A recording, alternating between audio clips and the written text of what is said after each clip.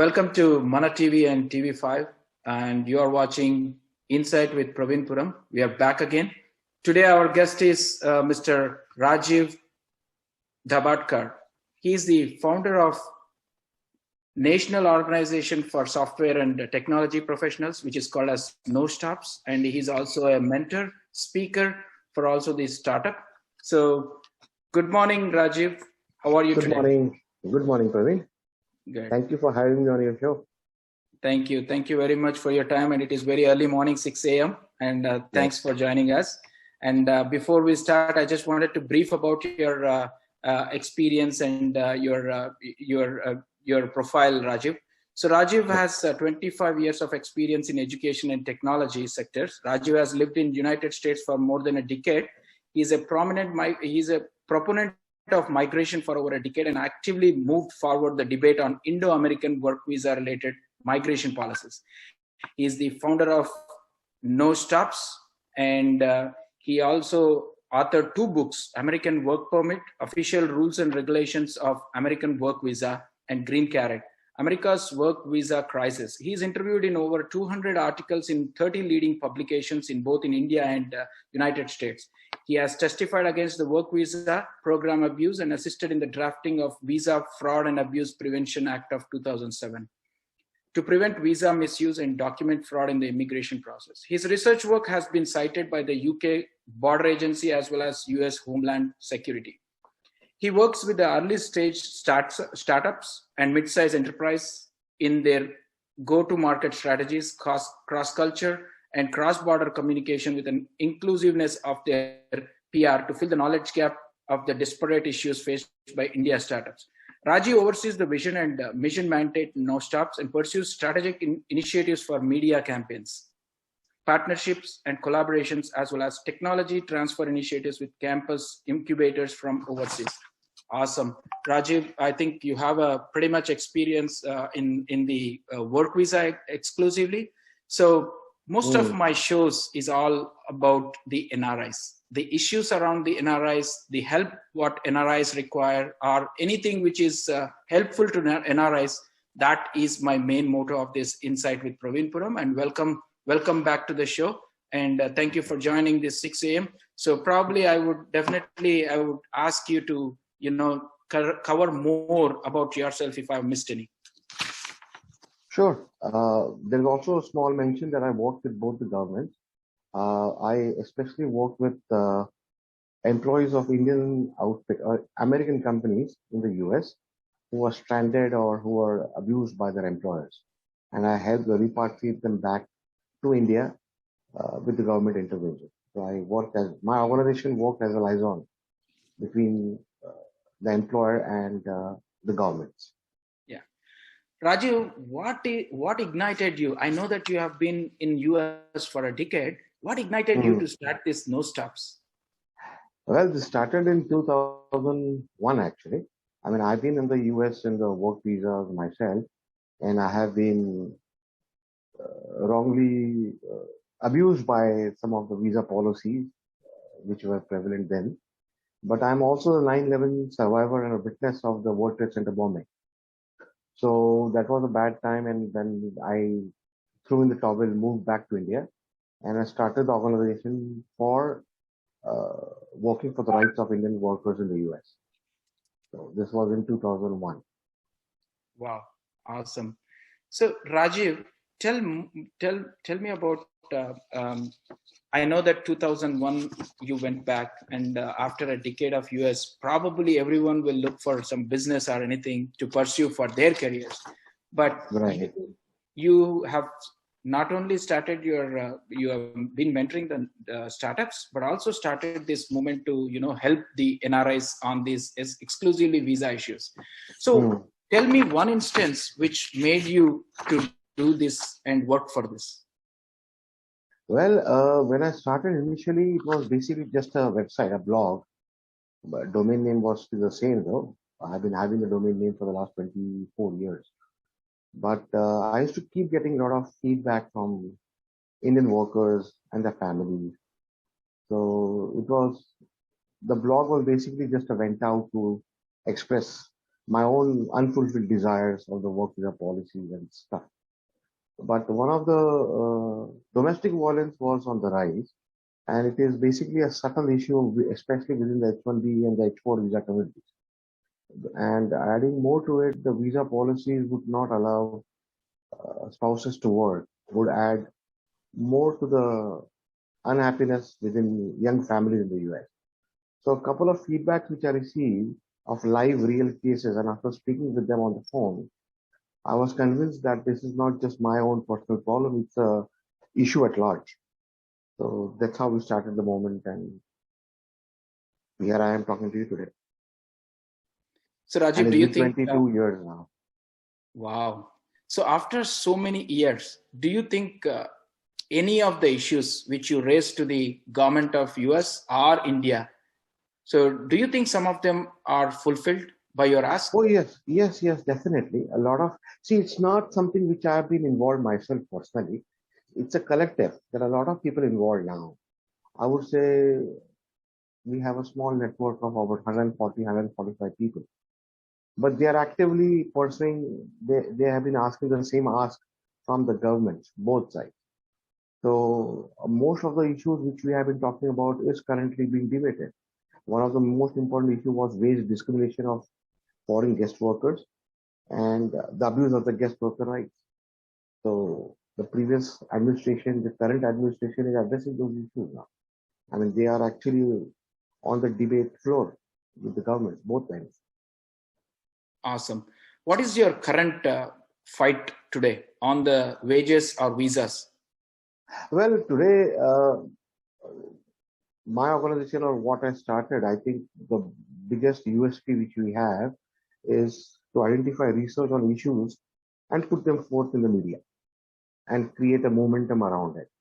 So, as I said, it took 22 years for the wage issues to be noticed and been debated about. Like today, the administration is looking at, the US administration is looking at putting a minimum floor to the H-1B, wherein, you can't petition for an H-1B visa unless and until there is a basic ceiling of a wage. So those things will eventually happen. Totalization agreement is what I'm looking at putting forth with the governments now, because totalization agreement is wherein the H-1B workers can be able to repatriate the money back once they come back to India, which is the contribution they do towards Social Security and things like that. Okay.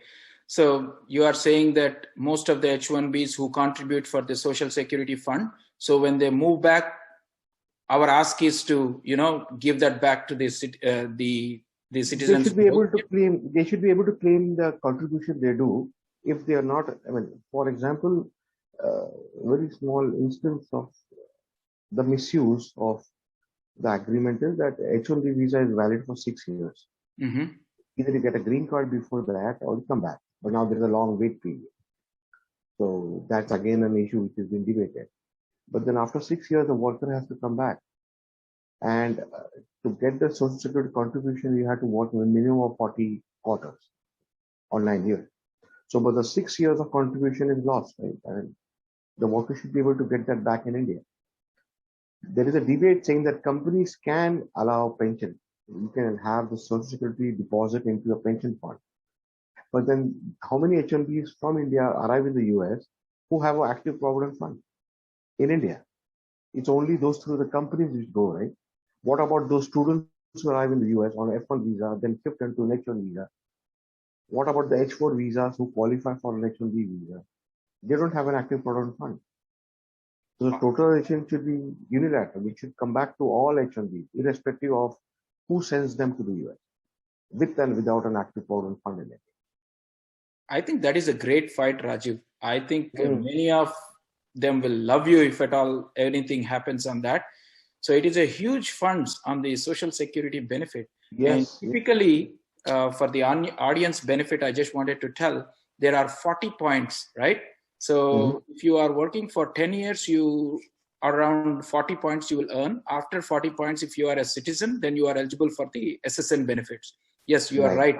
most of the people come from India are H1Bs, or the EAD on H4, or many other circumstances, people do not get this. I think that's a fair ask. So what is your feeling? So do you surprisingly, even on OPT, if you get a paycheck, you are supposed to have Social Security contribution. Yes. So student visa to OPT or CPT, anything, any payment that you receive from an American employer, you're liable to pay taxes, which is perfectly fine. India also deducts Social Security from American citizens who work in India. But that's very minuscule, right? In rupees, it's very minuscule. But in India, Indian currency, if you go back to and work in the US, that's like a large chunk of money which they're contributing every paycheck. And our numbers of workers in the US from India are more than the American workers working in India. So Wow. for America, it doesn't matter at all. But for India, it's a big deal. And H1B has been in existence since 1991. So imagine the number of years of contribution every year and 65,000 quota. Wow. No one thought about it, this, Rajiv. Yeah, I could say that if I see the numbers, I got like 70,000 workers are being like US citizens in India. That's what the statistics I have. I don't know if that is the latest one, but close to about 1 million plus currently in the US. Okay. Awesome. On valid legal status. Okay. Being politically correct. Yeah, awesome. So Rajiv, do you think the Indian government can influence this particular ask on social security pact in the treaties in future? India has been asking for many years. Mm-hmm. In fact, the last visit from Mr. Kerry, John Kerry, was before the Trump administration. So see, the thing is, total election agreement is, immigration is tied to trade, right? Yes. It is trade between both the countries, and then you know, foreign direct investment per se. You invest in my country and I'll send you my workers. It's basically that kind of understanding. So the total election agreement is actually tied with also the trade which happens between US and India. Right now, there is a lot of foreign investment coming in. The startups are being invested by foreign entities. A major chunk are from the US.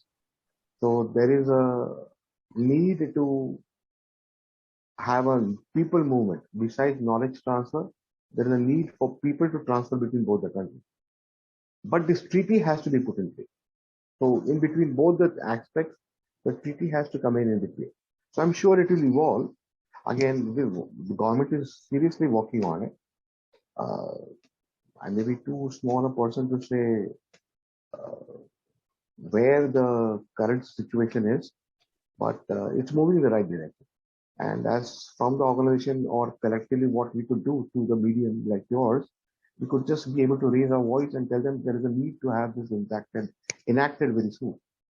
Because 40 years is a long time, right? I mean, exactly. Not 40, 20, 32 years, H1B visas, and we have lost a lot of money. Yeah, you're right. I think definitely let us know what we can help you. We are more than happy. And I think most of the Indian companies here, they would be happy too, because they are running most of their H1B workers. And if all the workers are getting this sort of component from the SSN, definitely they'll be more than happy. Have you also have any other issues in agenda today? Like most of them would be interested to know if we can process more green cards, right? Irrespective of the country's quota, if they can mobilize that would be. So do you have this in your agenda? Well, that has been our agenda over the years. So removing the country cap was one of the proposals which was pushed forward by, I think, the Programmers Guild of America in 2008 and 2009.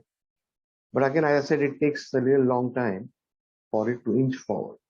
So the country cap removal, I think, would be a possibility, in a soon possibility, near future.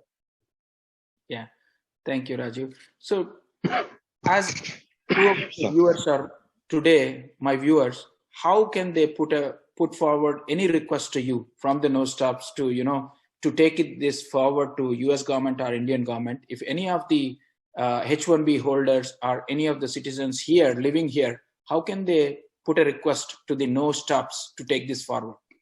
Oh, you could email me, reachable through the website nostops.org, or on my email address, or they can just call me. I'm available on WhatsApp too. Okay. Thank you, Rajiv. So Sure. tell us some visa abuses and wage control with the employers today. Any of the some of the observations you had so far in your 23 years of experience, can you share us what they are so that our Oh, viewers understand? what we have initiated a lot of sting operations on TV, on through the media. We have exposed fraudulent contracts of employers. Many of them have been jailed. They have the companies stopped. I know 3 of them have been deported back to India, the owners of companies. So we've been doing this. That's like done in the past. It's been done like 8, 9 years ago. Wow. Because that's how the Department of Homeland Security comes into the picture. Department of Justice, we have been in touch with them. The FBI, we have been giving them evidence of fraudulent contracts by companies. That has been part of the journey of using the media and communicating to the people at large. We've been doing this since 2004-6 actively. Okay. So Rajiv, let's say, for example, I am on a H1B holder and I have any problem, right? Let's say I have a problem with the local employer. So what a citizen should do? What a H1B holder, can he complain in US or even in India you can complain? What is the situation? Well, now the Department of Labor has a toll-free helpline number. I don't recall it offhand, but I'll be happy to share it and flash it on the website or on the promotion that you're doing. But yeah, there is a helpline number. There used to be just an email address. Now there is also a phone number. They can just call up. You could also, there are many attorneys now. H1 visa issue has become so prevalent and so well known. There are many attorneys who are willing to work pro bono, or they work on a commission basis, wherein we will fight on your behalf. And if you win the case, we take an X percentage of the money. We have helped a lot of employees of companies which have been abusing them to fight against the employers. That's See, again, 20 years ago, there were no whistleblower rights also for an H1B worker. If somebody was hurt, H1B worker is basically scared because his visa is tied to an employer. I know. Yes. So they are being in a foreign country, they are not aware of the laws. But a worker has an equal right. In fact, I would say a foreign worker has more rights than an American employer, because a foreign worker is a guest in America. He's a guest worker. So there are provisions in the law. You just need to tell them. You just need to address that correctly and reach out to the right department. So you mean to say the foreign workers like us, if you are in an H1B, can complain to the local, which organization they can go? They can go to the Department of Labor. They have a toll-free number now.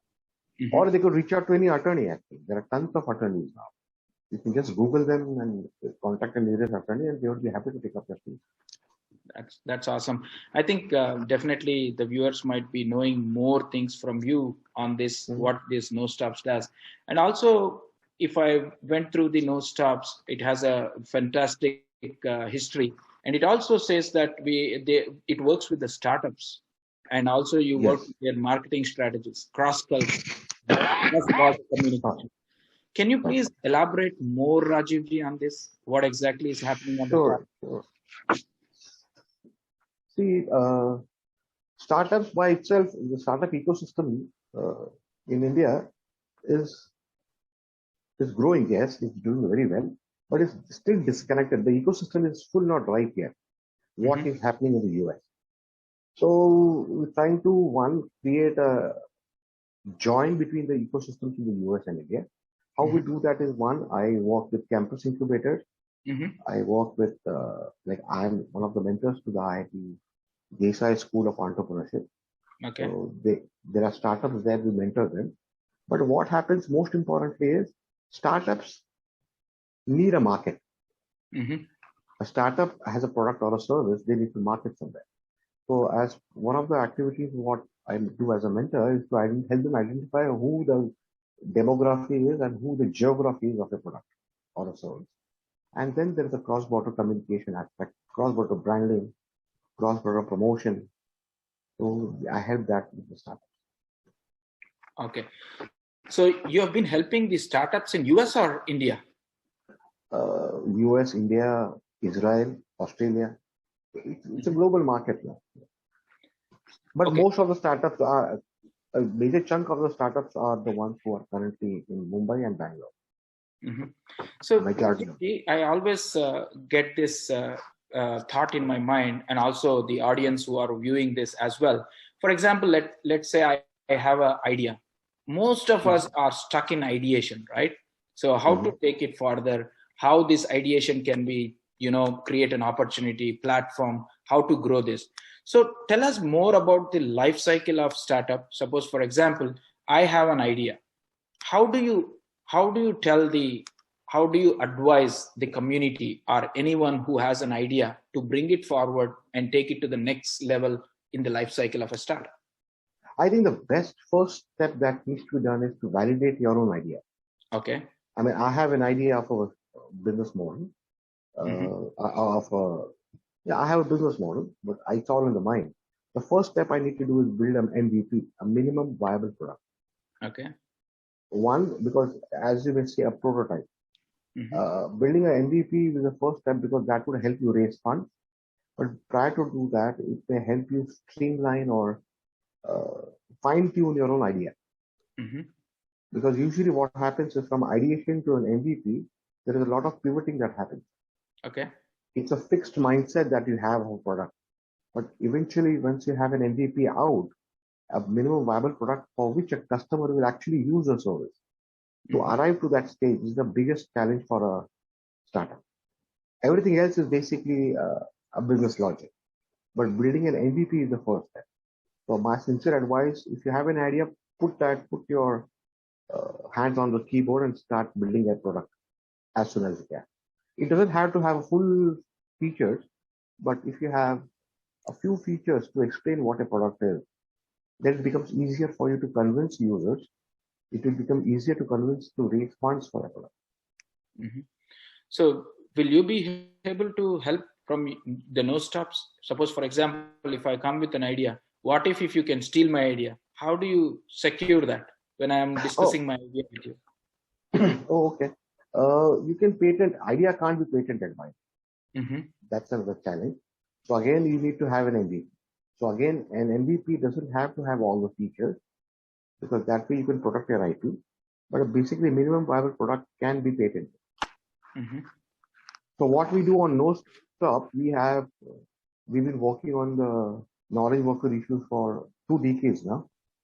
So we have identified a knowledge worker as 4 distinct personas. A knowledge worker who's looking for a job, a knowledge worker who's currently having a job but is looking at building a gig on the side and wants to build a team or looking for a co-founder or looking for some seed funds, or somebody who is a senior in the industry, somebody who's in the US but wants to mentor some startup back in India, or a startup wants to look for a senior alumni who can help them mentor and give them access to their contacts and their networks and their expertise. And the fourth persona is somebody who is looking for a training or somebody who is willing to impart training. So we have these 4 personas designed as a product on our website. We've been building it since the last pandemic. We are almost done with that now. Okay. So if I want with an idea, I can come onto your platform and request this.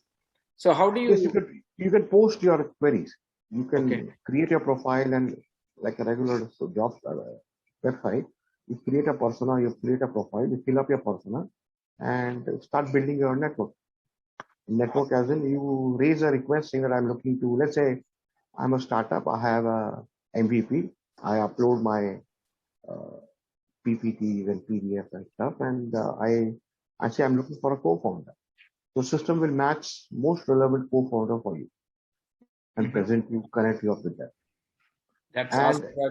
We also have patent filing and those kind of services that we offer. That's great. I think all the viewers definitely they'll be benefiting. They can go to nostops.org and definitely you can put a just information mail and Rajiv can respond on that. So that's a good. Just one important thing to mention though, filing a patent is very economical now. It was not the case about 2-3 years ago. It is only 55,000 rupees is what it costs to get a patent. So the idea is startup ideation, an idea, MVP, file a patent. Wow. So this 57,000, you are saying the complete life cycle, or it's only a fees for the patent? Only for the government fees for the patent, which includes the attorney fees and all that. Okay. So So that any also doesn't have to be paid upfront either. It has to be paid in 3 installments. So The Rajiv, filing a patent takes about 6 months to a year. so again, another question on this patent. So do you have a global patent, or I need to file it India separately, US India separately? specific. India specific. Globally, it's very, very expensive. I think $60,000 to $70,000. $70,000? Yes. Wow. For all the countries. Okay.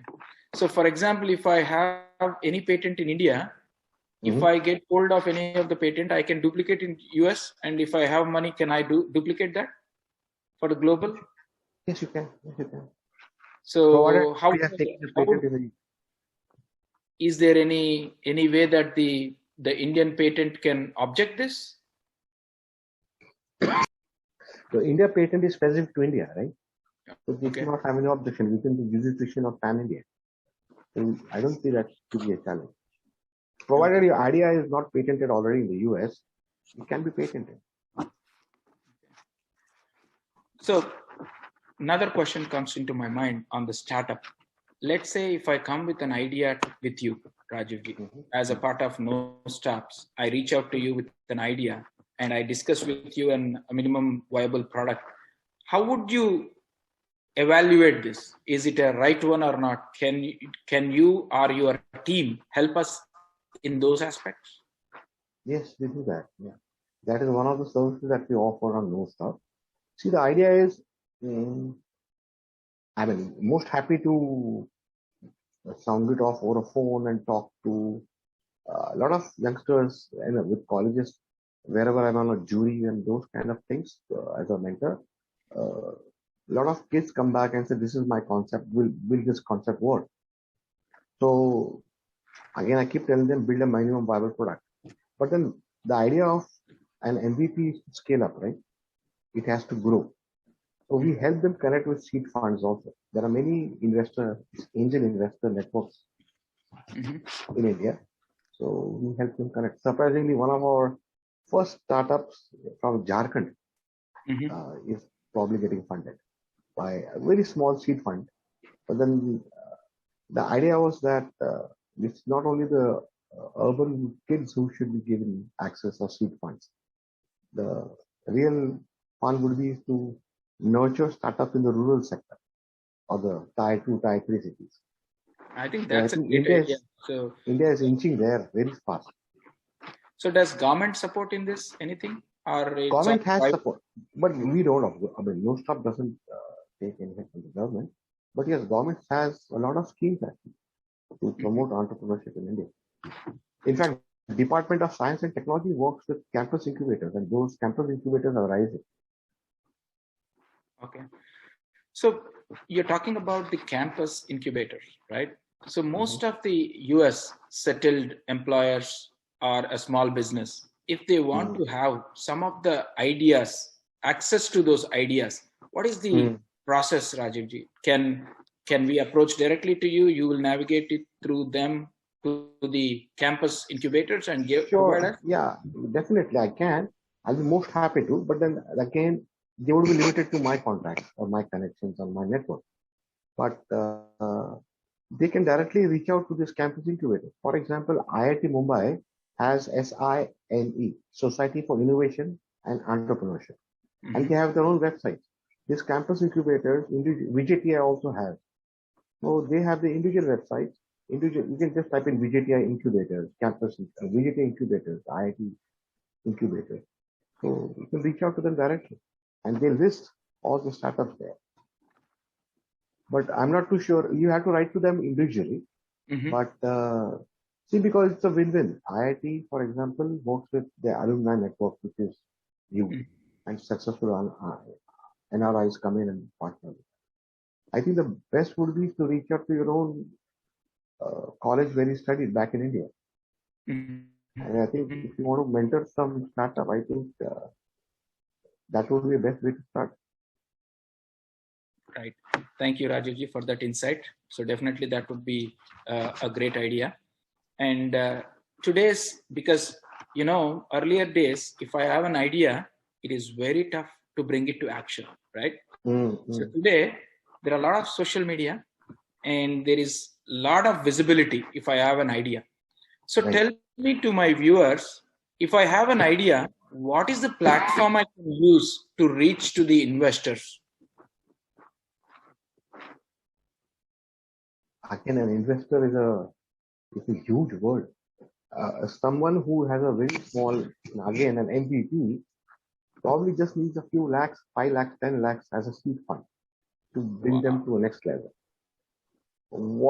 That investor could be a family relative, could be friends. Question is that's the whole concept is, I see that's other side of the trend too with youngsters. They want to build a startup so that they can raise money.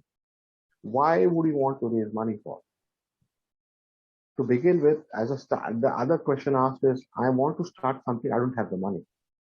If you have an idea, it's a killer app, it's a killer product, money will come in. You just build, start moving forward. Awesome. So the question is, why do you need the money for? Yeah.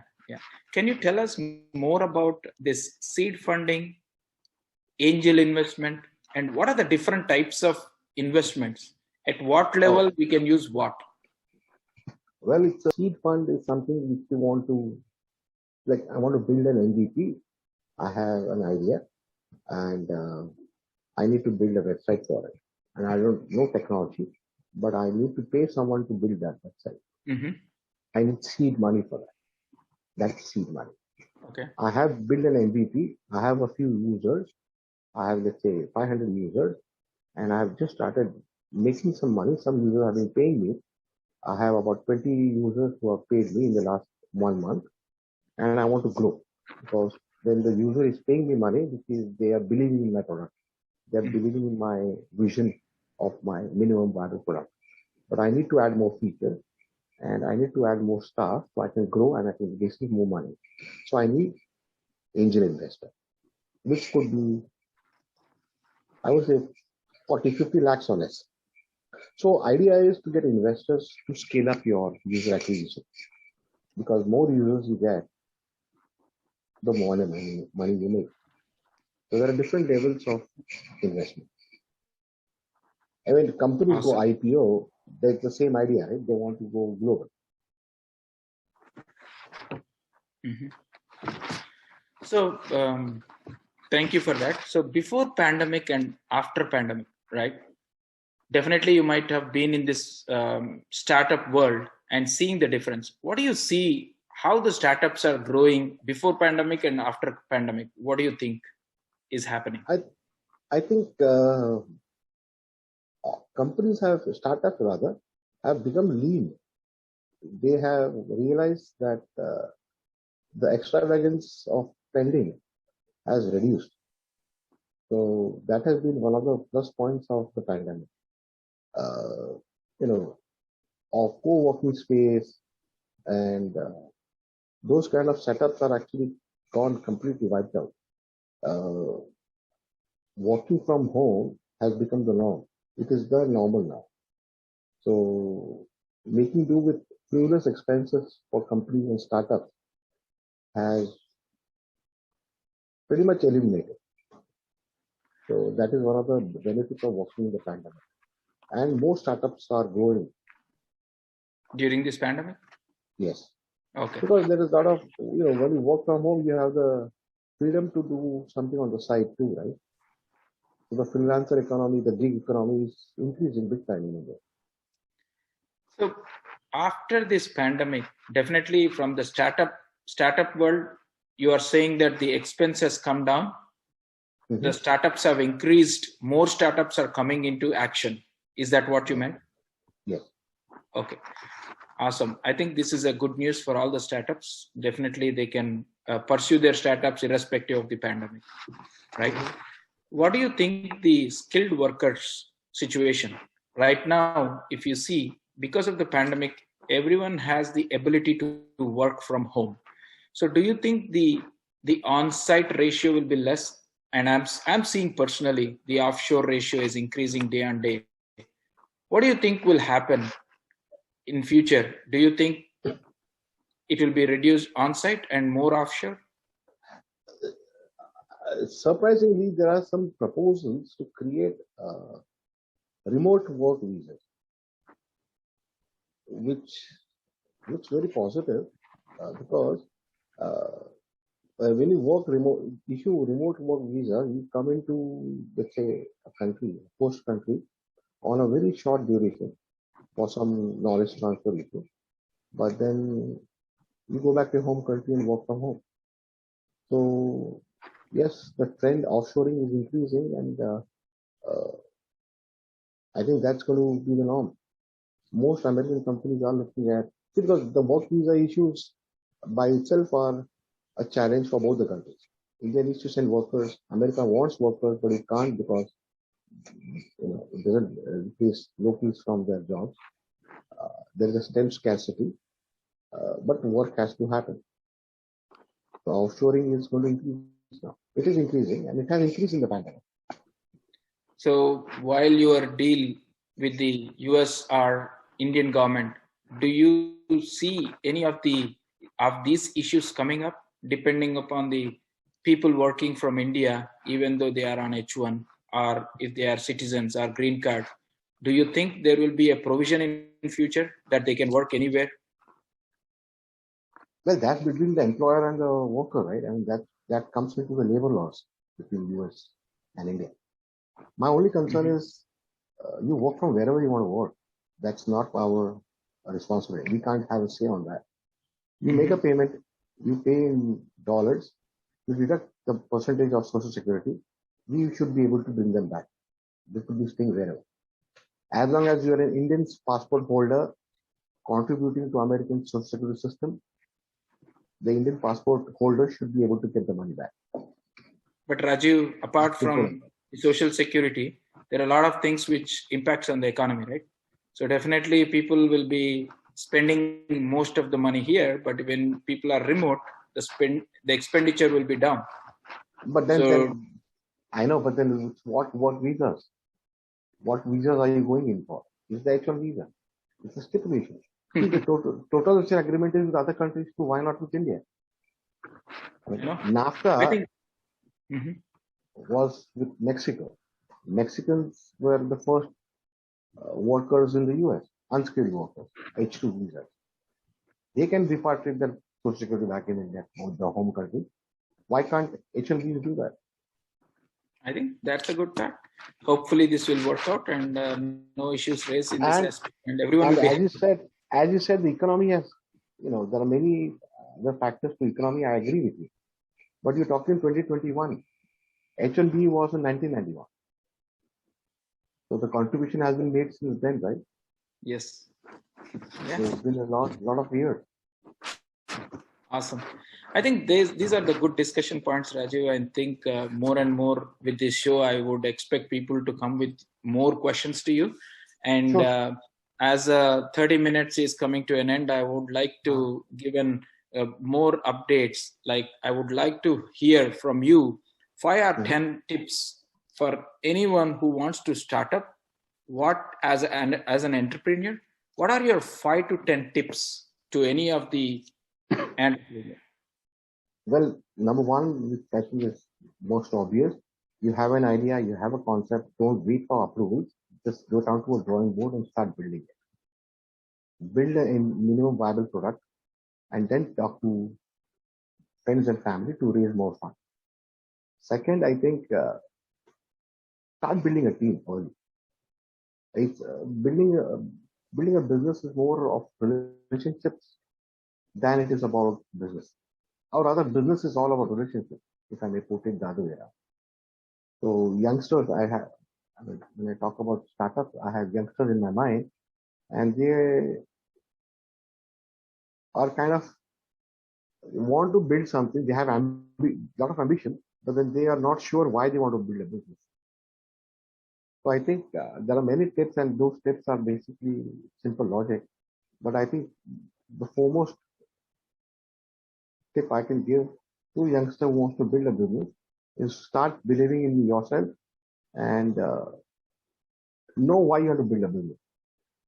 If it's only for money, I don't see it being successful for a long term. If you want to see a pain point in the society and you want to address that, see a social cause behind it, I think it will have a far-fetched, long run and long-term journey of the business.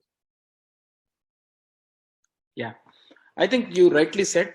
Definitely, every one of us should think, what are the real challenges we have? What is the social impact?